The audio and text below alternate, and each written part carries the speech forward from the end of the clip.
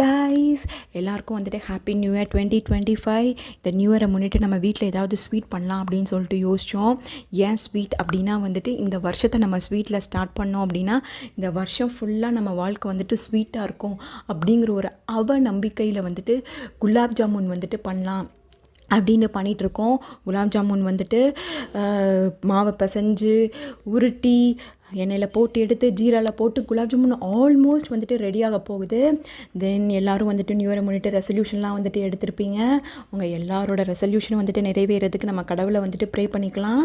நம்ம சேனலுக்கும் வந்துட்டு ஒரு ரெசல்யூஷன் எடுத்திருக்கோம். அது என்ன அப்படின்னா வந்து எப்படியாவது நம்ம சேனல் வந்து இந்த வருஷத்தில் வந்துட்டு 1000 சப்ஸ்கிரைபர்ஸை வந்துட்டு ரீச் பண்ணணும்.